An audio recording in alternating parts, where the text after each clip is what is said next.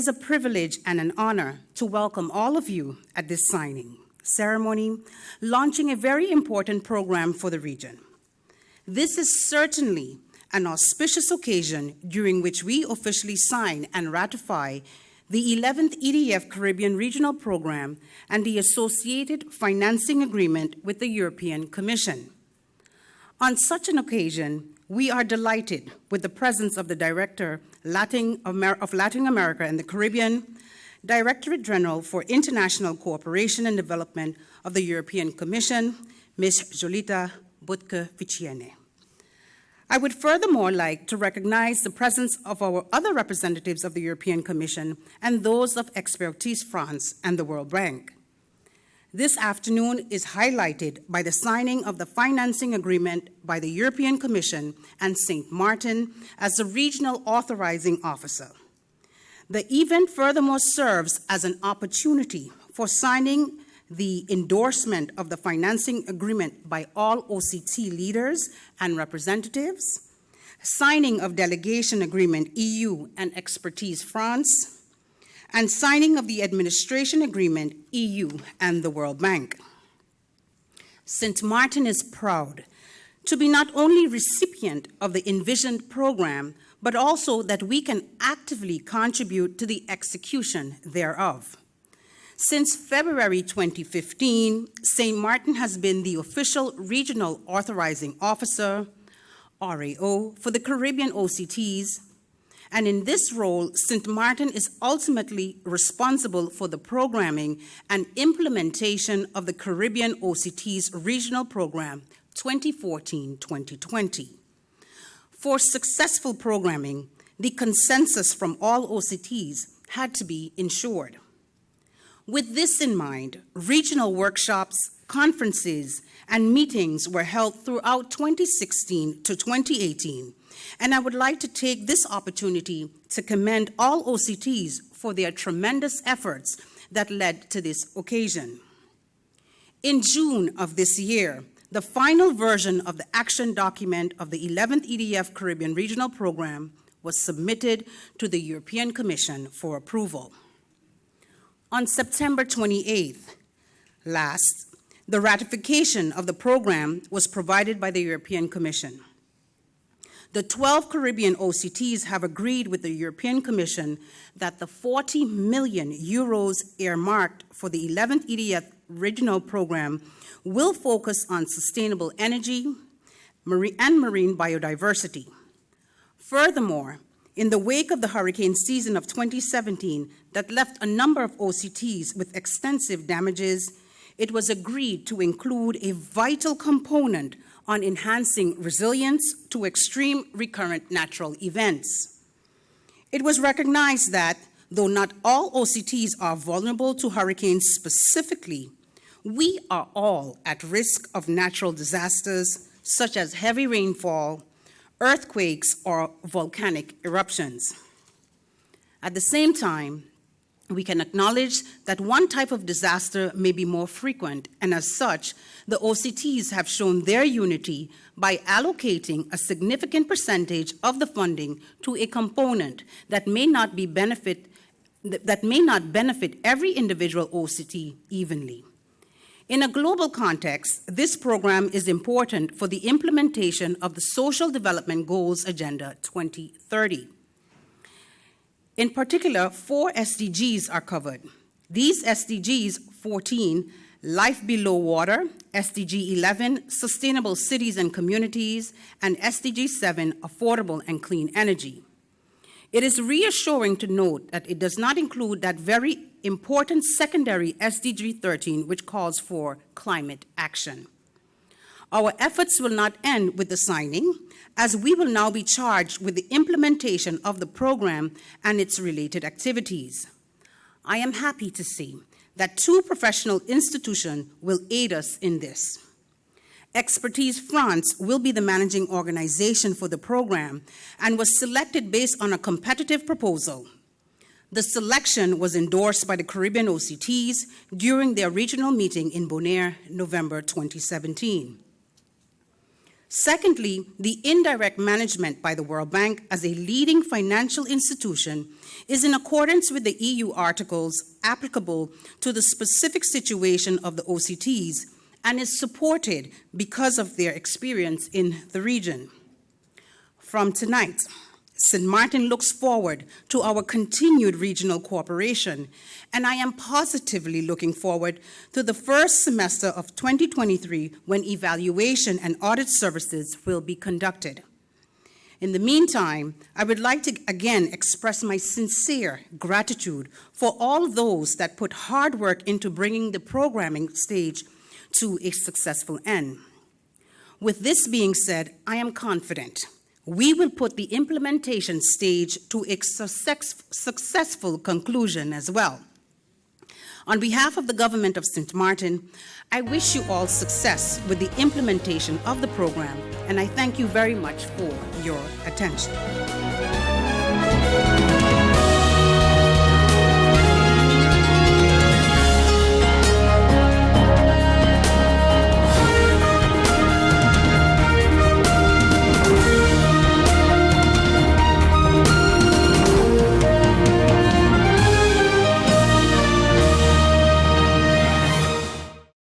You can win with the Caribbean Lottery. You can win, making a difference, changing lives. Take a chance,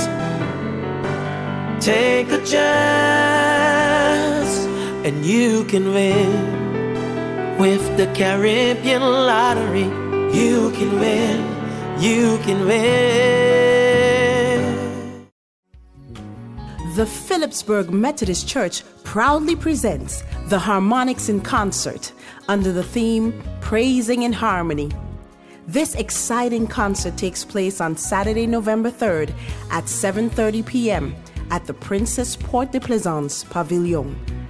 Guest artists that will be sharing the stage are Don Froston, Angie Ponteflet, Cecil Griffith, Karen Cadogan, Raymond Benjamin, Benjamin Bell, and Shaba along with the Djembe Group. Come out, support, and be blessed by the Harmonics in Concert on Saturday, November 3rd. Proceeds of the concert will go towards the upgrading of the audio-video system of the Phillipsburg Methodist Church. GEBE has been faithfully serving the communities of St. Martin, powering your home and our economy. Come rain or shine, our qualified team of professionals are working hard 24 hours a day to provide you and your family with safe, reliable electricity and water. We use the latest technologies and test our products daily to maintain the highest international standards. Our friendly staff is always there to assist you, whether in person, over the phone, or online. We are committed to constantly improving our products and services, making them more efficient, effective, and environmentally friendly to serve you better today and our next generation of clients tomorrow. GEBE, powering a brighter future. Our friend Megawati is here with tips to save you energy. 1. Turn your airco temperature up. 2. Use a ceiling fan instead. 3. Buy energy-saving products.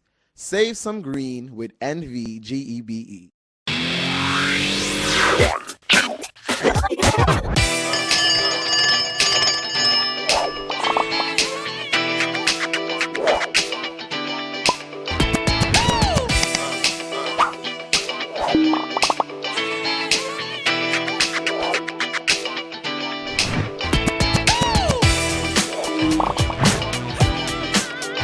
Tell them, connecting you.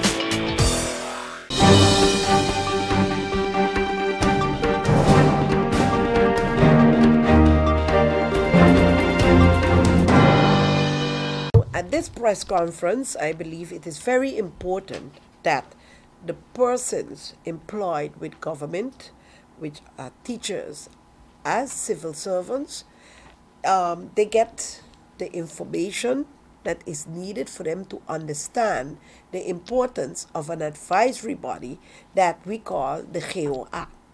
The GOA has gone through a change in structure, and the change is that incorporated in the law of the LMA, the KOR is now incorporated, but it's incorporated as a body, not only to consult with, to have a consultation, but on certain issues, you have to have a consensus. It means it's very important that the Waitu and the Wixu collaborate together so that we can represent the workers. Unfortunately, according to the law, to be able to be part of this body, you need to be able to represent a certain amount of persons. And the police union, the NAPB, and the APFO St. Martin, they fell short of people or members to be able to make that quota to be on this body.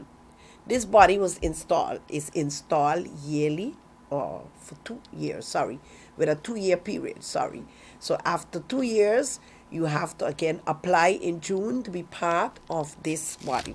It is important that the teachers and civil servants know, because a lot of teachers and civil servants come into employment, but they go into a comfort zone.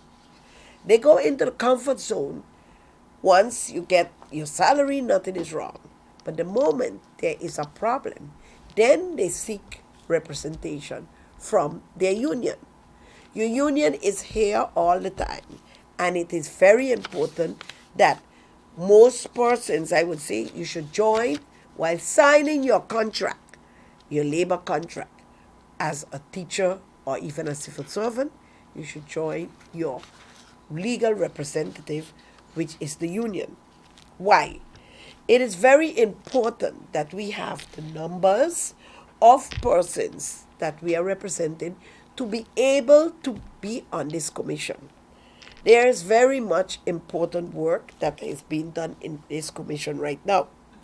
Because if we analyze correctly, the cost of living adjustment that properly was served in the form of a COLA has not been paid out since 2011. That was the last payment. Okay? 2011, and we are now in 2018. That is 7 years has transpired without the teachers or the civil servants having gotten that adjustment in their wage. I would now bring some figures for you to understand, because according to the Bureau of Statistics, in 2012, the inflation was 4%. 2013, it was 2.5%. In 2014, it was 1.9%. 2015, it was 0.3%. And 2016, up to where I have the data, it was 0.1%. So I'm still lacking data for 2017, which was our monster year that we all experienced a lot of things. When you add up that, it means that it is 8.8% of COLA that has not been paid out. Now, in the former KOR, before the change of the structure, there was correspondence going to the Minister of General Affairs at that time, Minister Marlin, requesting him to pay out the years 2012 up to 2016. And when we say pay it out, as unions, we were again always open to show social dialogue. What is the consequence of not having received this? We have other mechanisms that are happening at the same time. For example, we have the pension reform that is going to go into effect, whether we like it, yes or not. The age has been brought from 60 to 62, and pretty soon it will be 65. Now, if you put this in layman's term, it means that a worker is now requested to actually work 5 years longer. So, for you to have a full pension, at the time when it was 60, you needed and it became compulsory the 1st of January 1998, when it became compulsory, the structure changed that you needed 35 years of depositing in this fund to be able to get a full pension. Basically, tell me if it is extended with 5 more years, what is the benefit for the teachers and civil servants? What will be the benefit? That they will be working 5 years longer? But I need to have, via this commission, good clarity on what, after working 5 years longer, what would they be bringing home? Because I already tabled on behalf of one of my members who has now gone to 62 and has now gone on pension. So they were in that type of phase where we call the overgangsregeling, which is a transitional agreement. And from a salary of 2,000 and odd guilders, this member of mine is now going to get something like 200 and something guilders in pension. So I've already filed a protest online at the APS, because I need to have that dialogue for me to understand which part of their calculators or calculation went wrong, because to me definitely something is wrong.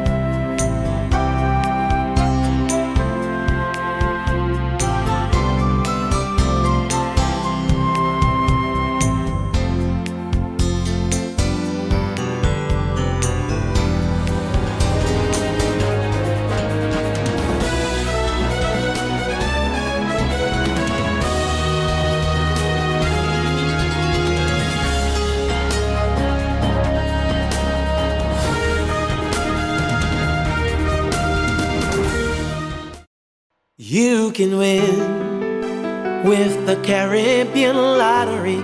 You can win, making a difference, changing lives. Take a chance, and you can win with the Caribbean lottery. You can win, you can win.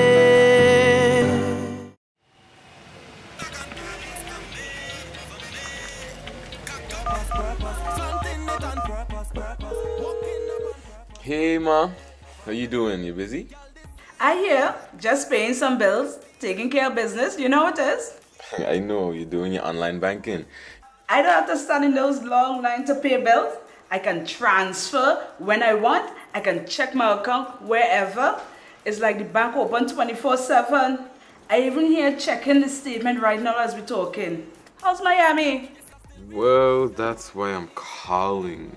I'm finishing up a few songs now, but I'm afraid that studio time might be more than I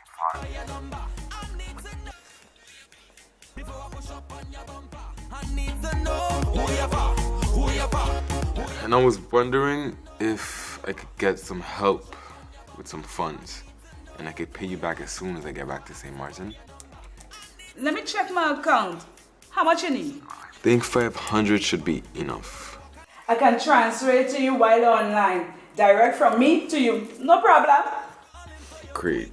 Thank you so much, Ma. I'll get online with Viv now. Alright, darling. You know who you're for? I need to know who you're for. Contact Wib today for your complete personal online banking experience. Available for all mobile devices. The Wynwood Islands Bank, now your online banking partner in progress.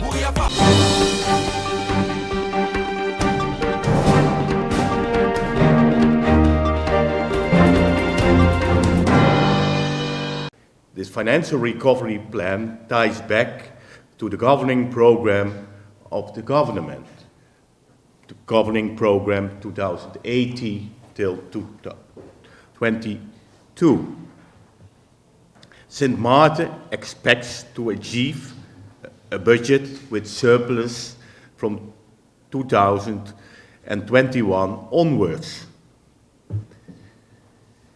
In the analysis of the financial recovery plan by the CFT, which we also discussed with the Minister of Finance, we have outlined some topics. The main advice is to start prioritizing the reconstruction projects and focus on those that can be financed from the trust fund.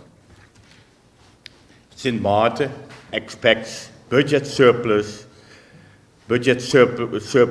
from around 3% of GDP to be realized from 2021 onwards.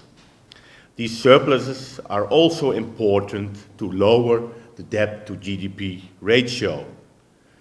The debt ratio of Sint Maarten is currently around 38% of GDP, considering the first installment of liquidity support for 2018. Noticeable, this installment has been received last week. When the estimated budget liquidity support for 2018 and 2019 is included, the debt ratio is expected to rise above 45%, making the remaining loan capacity on future budgets limited. Achieving surpluses on the budget can also lead to more available funds to use for capital investments. The main drivers for these surpluses are the expected economic recovery, a decrease in expenditure, and an increase in tax compliance. I will now go into more details about the restructuring of the tax administration. Sint Maarten wants to restructure the tax administration with the main goal of increasing compliance. The CFT endorses the need for an integral restructuring of the tax administration. Also, during previous meetings, we stressed the need to broaden the tax base and strengthen the tax authorities in order to achieve higher tax compliance. To fulfill obligations to international partners, Sint Maarten must approve legislation for the common reporting standards. This legislation has been sent to Parliament recently. The tax restructuring project is expected to be started in November, leading to an increase in compliance in 2019, building up to 50 million guilders in extra income as per 2021. We advise Sint Maarten to focus on the measures that can lead to results in the short run, such as the support provided by the audit team Sint Maarten, ATS, and further collaboration with the tax authority for the public entities in the West Islands, or the Belastingdienst Caribisch Nederland. Let me make also some remarks about financial management. The financial recovery plan also focuses on the necessary improvement with regard to financial management. Looking back, the Council of Ministers approved mid-2016 a plan to improve the poor financial management of Sint Maarten. But almost no progress was made as the plan was halted soon after approval. It's because of this that Sint Maarten must now regain trust that it can and will fulfill this task of financial management this time. According to the financial recovery plan, an overall implementation plan to improve the financial management is expected next week And as far as we understand, it will include the training of management and staff, the review of the financial laws, policies and procedures, and the replacement of the current financial systems. We advise St. Maarten to update the roadmap as soon as the findings of the auditor, the SOAB, and the audit chamber on 2016 and 2017 financial statements are known.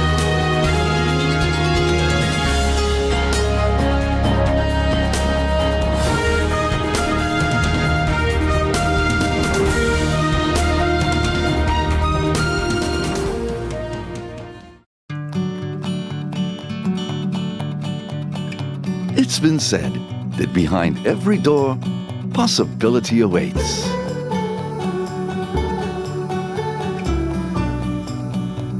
How much possibility depends on which door you open first.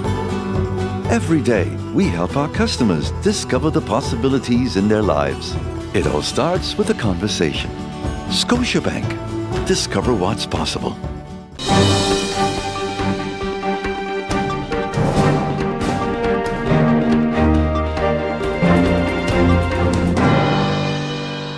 The Princess Juliana International Airport has indicated that it will not be able to meet its original schedule of November 30th for shifting its arrival and departure operation into the main terminal building.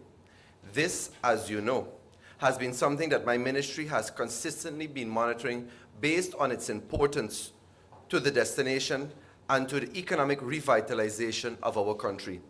It is important that the airport reaches a stage in the construction and the reconstruction that allows it to handle larger arrival numbers as the busiest part of our season begins. The unfortunate setback has my attention as the shareholder representative. Thus, I will be visiting the airport to get a clear understanding of what is being done to ensure that the terminal building comes online. The work to ensure and to secure the roof of the airport was very important, as the mold remediation, which I'm happy to report, is now finalized and ready, as this is indeed very important for the airport's reconstruction. The challenges that lie ahead will be faced with the common understanding of the important role the airport must play if we're going to get the hotels and businesses in general back online.